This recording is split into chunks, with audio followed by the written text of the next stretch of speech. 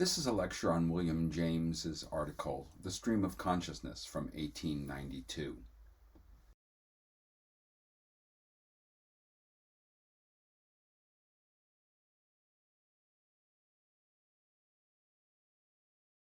William James's basic approach in this article is to provide an introspective study of consciousness.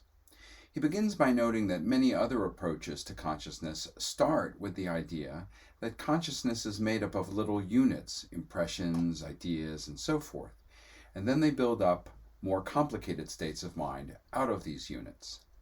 This approach doesn't work, James says. He says a genuine student who loves the fullness of human nature will prefer to begin with the most concrete facts, those with which he has a daily acquaintance in his own inner life.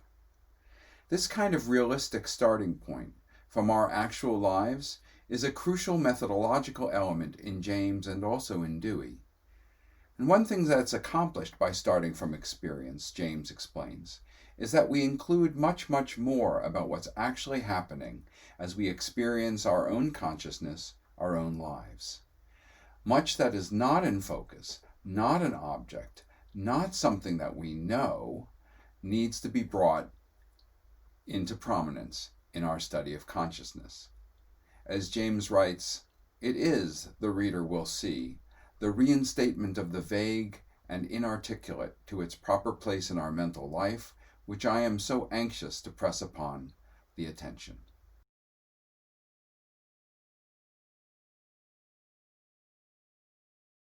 So what are the fundamental facts and the four characters in consciousness that James talks about?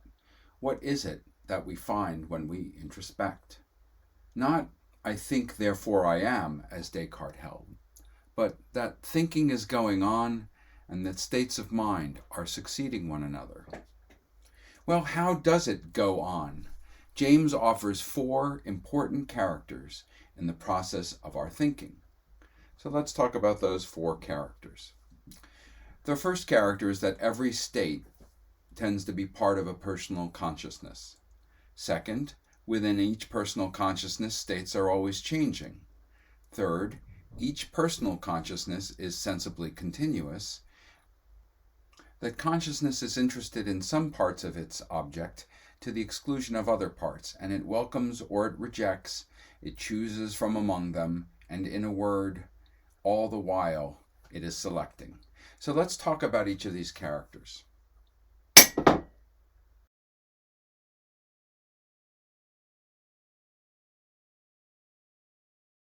Every state tends to be part of a personal consciousness.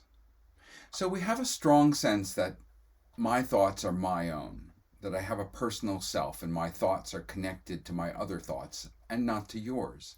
James says, it seems as if the elementary psychic fact were not thought or this thought or that thought, but my thought, every thought being owned.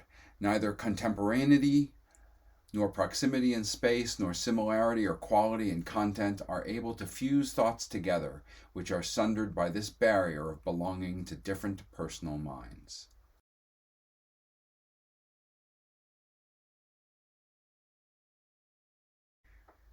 Consciousness is in constant change, and within each personal consciousness, states are always changing.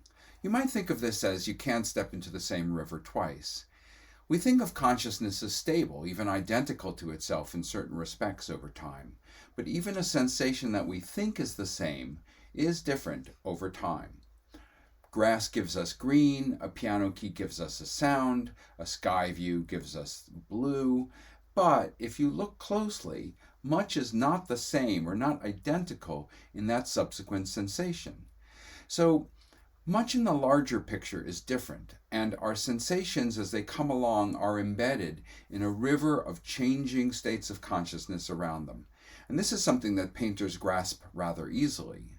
James writes about this, the grass out of the window now looks to me of the same green in the sun as in the shade, and yet a painter would have to paint one part of it dark brown, another part bright yellow, to give it its real sensational effect.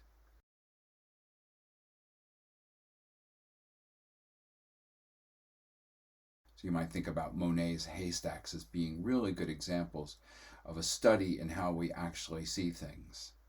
So the point here is that perception is not just of objects known, it's of the larger focus and fringe and everything else happening too.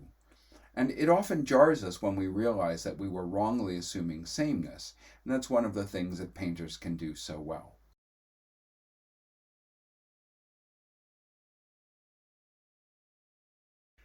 So, sensation theory has focused too much on the strict, narrow quality which is named by the sensations: blue, loud, rough, and all the rest. But really grabs us, James says, when we sense something is the ratio between the sensation that we're having and everything else we're experiencing at that same moment.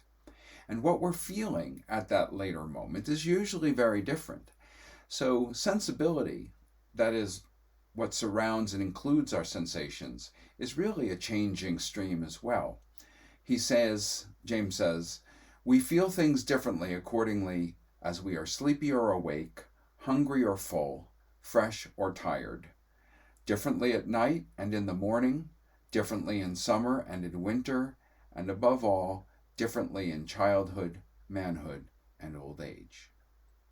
So we're seeing these differences both at the micro levels, where we're analyzing one experience versus a similar one later, or even at macro levels where we're thinking about how we might view a friendship or a book that we once loved, a favorite song, or the mountain range that once inspired us.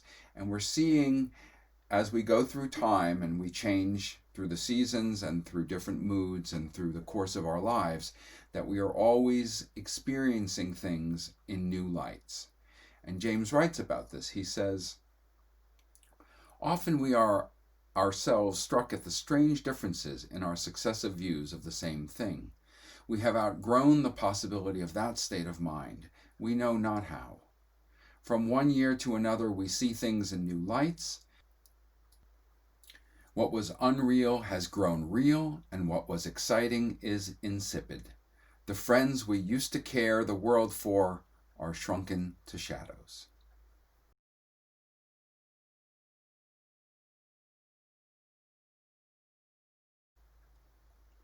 And all these facts about our consciousness, that sensations differ, that sensibility changes, that the brain is never in the same physiological state twice, these all make it clear that even ideas, that currency of philosophical thinking, are never the same either.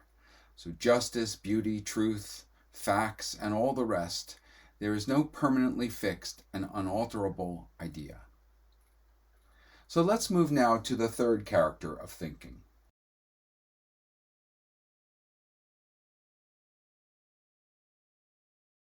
What does it mean to say my consciousness is continuous? James says it's, quote, without breach, crack, or division. Now, that doesn't mean that it's always completely and homogeneously regular. There can be time gaps, such as when we're asleep or unconscious. There can be changes, such as when we're shocked, surprised, or diverted. But about these changes, James says, whenever there's a time gap, we always reconnect with a consciousness which seems like ours. In other words, we connect back with ourselves when we wake up in the morning. And whenever there's a change or a shift in consciousness, it's never absolutely a break. James writes in one of the most famous passages in psychology, consciousness, then, does not appear to itself chopped up into bits. Such words as chain or train do not describe it fitly as it presents itself in the first instance. It is nothing jointed. It flows. A river or a stream are the metaphors by which it is most naturally described. In talking of it hereafter, let us call it the stream of thought, of consciousness, or of subjective life.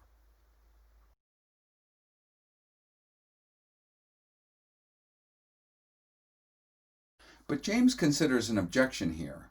There do seem to be different things in our experience. There do seem to be big contrasts in quality, sudden shocks or alterations in what's happening in our minds.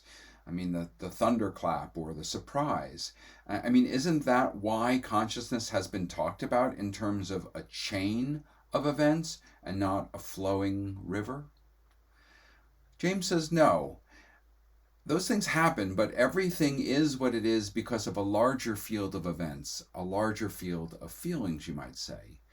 He says, quote, "Does not a loud explosion rend the consciousness upon which it abruptly breaks in twain? No, for even into our awareness of the thunder, the awareness of the previous silence creeps and continues. For what we hear when the thunder crashes is not thunder pure, but thunder breaking upon silence and contrasting with it. The feeling of the thunder is also a feeling of the silence as just gone." In short, James considers our experience of contrast and shifts in experience, and he maintains that, look, this is not a proof of a chain of disconnected elements. Rather, it's proof of the continuity which underlies it and makes it what it even is. So, refining what sensibly continuous consists in, James is now going to go ahead and make a distinction.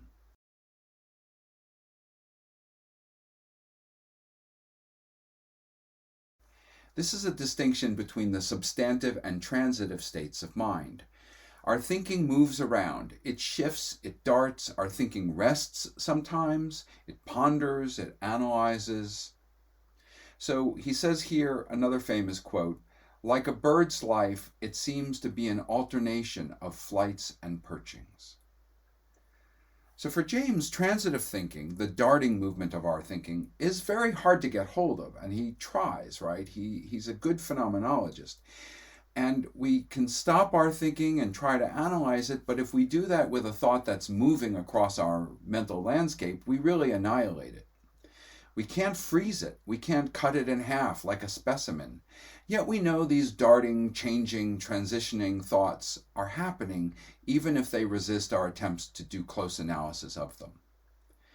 Now, instead of recognizing this and admitting it, the epistemological tradition has chosen instead to dismiss them.